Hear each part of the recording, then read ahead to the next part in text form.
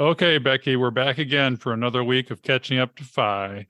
How's your week gone? How you doing? What's been going on in your life? Well, it's been an interesting week. We've been working on my husband's track car. It had something break. And so it's been up on jacks in the garage for several weeks, and he's almost got it done. But what that has meant is we have shared my car for the last couple of events, which means I've worn out my tires faster. And I'm feeling the effects of procrastination, which I'm pretty bad at. So I need tires for my car, and now I can't get them. The racing season has started, and nobody's got tires that fit my car. So I'm trying to figure out how to buy some tires. But it's okay. It's all okay. It'll be good. But and then I had a really interesting day yesterday, Bill. Yesterday, Stephen and I went to the funeral of a young man. He was the youngest son of some friends of ours. He was 31, and it was an interesting day. Funerals are always hard, but this funeral had full military honors, which was extremely impressive. But he just died too young. And then in combination with that, yesterday was Stephen's birthday. So it's like we had these, opposite ends of the spectrum going on all at the same time. And I tell you what, I guess funerals probably do this to most people. I don't want to belabor this point, but, it just makes you think about time and about how short our time on this earth might be. We're never guaranteed tomorrow, and we have to make the most of today. And I think that's really important, even for our late starting audience. You can't get, when you need to do something, you can't get frozen with fear. You've just got to start. But anyway, it's been a good week overall. How about you? What's been going on in your life? Well, I have cars, and more cars going on in my life too. It's been a real challenge for my sinking funds, quite honestly. Oh, those sinking funds. Our son had a crash out in Utah, and the car was of relatively little value. So just by chance, we were going out there to see him, and we did due diligence on a used car out there, this time a Subaru, and we landed in Durango. We spent the night. The next day, because we had no car to go on vacation, we went to the dealer, walked around the car, paid cash, and we're in and out of there in under an hour. No So way. in order to have transportation for our vacation, we bought a new used car to us. Okay, I've never heard of someone go. I've heard of the people who go on vacation and like go to Walmart and buy all their clothes and then throw them away so they don't have to carry them on the airplane. I've never heard of anybody buying a car for your vacation. Well, there's always a first time for everything. Oh, It was a unique experience, I have to say. We went to Moab. We had a fabulous time looking at national parks and going on a 4x4 extreme tour of the petrified dunes outside of Moab, which was unbelievable. Definitely a bucket list thing that I didn't even realize was a bucket list thing. It was like jumping out of a plane, which I've done before too, ooh, and I rank it with that, quite honestly. wow. We weren't driving, would never do it. It was so extreme. I couldn't believe what these 4x4 trucks could do. I think I posted some pictures to my personal site or to Catching Up to Fi. Check those out, and you'll see exactly what I mean. Looked So, yeah, awesome. and then even worse, coming home within a couple of weeks, going to the grocery store in the parking lot, my car died. Oh no. My 12-year-old car, and yes, I bought an Audi brand new back in the day before waking up. The good news on cars for me is I've only had 3 cars in my life. So no matter what I've bought, and yes, I bought it financed, paid it off eventually, I think 5-year term. And so I've been driving it without payments for years.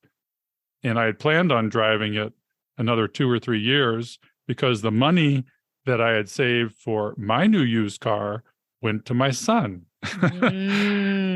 Yeah, So that happens. and now we're saving for a new used car for me, and we don't ostensibly have the sinking fund available to us at this point to go ahead and buy one should the cost of replacing what I think is going to be the transmission on a car that has less than $5,000 of value could be more than the value of the car. And the question will be, we pay the lower cost of replacing a transmission and then save up over the next 2.5 years for my new used car, but then we have a trust value. Is this car trustworthy?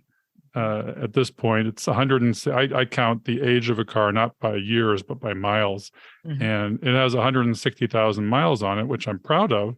But I had planned on driving it 10 to 12,000 miles a year, over 200,000 miles. You get these pictures of the odometer on all these Fi sites, 300,000 miles. Oh yeah. 20-year-old car, unbelievable.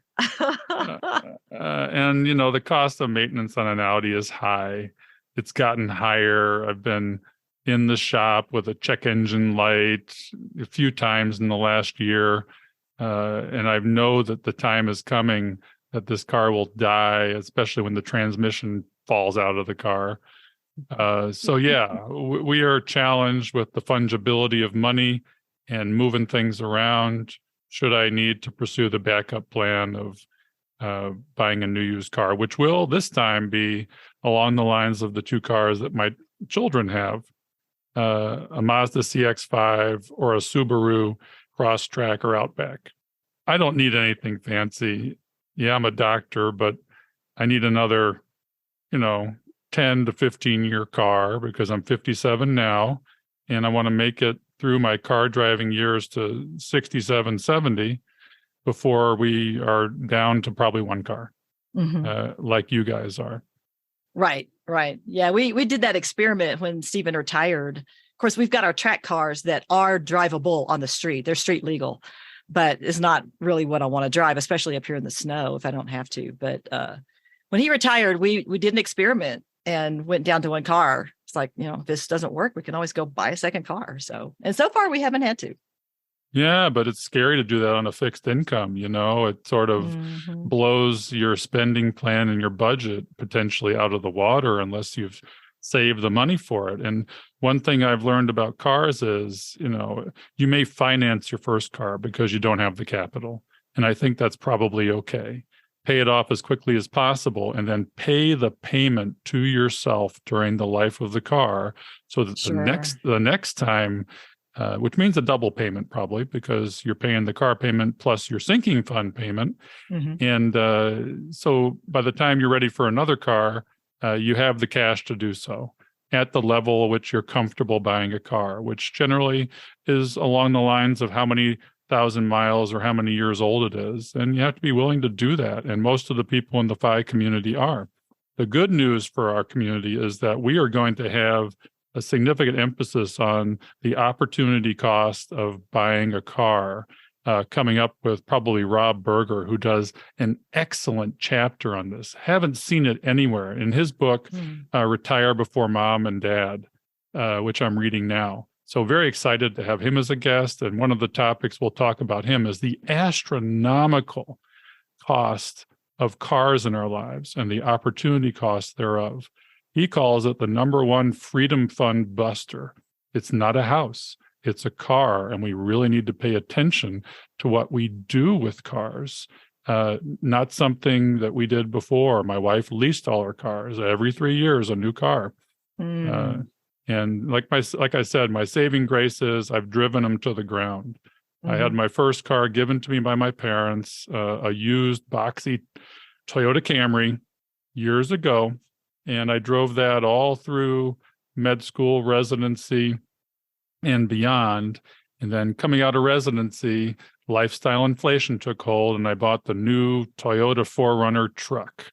I had to have a new truck. Yep. we're so obsessed as Americans with our cars. And I'm raising my hand here. I mean, cars are my hobby.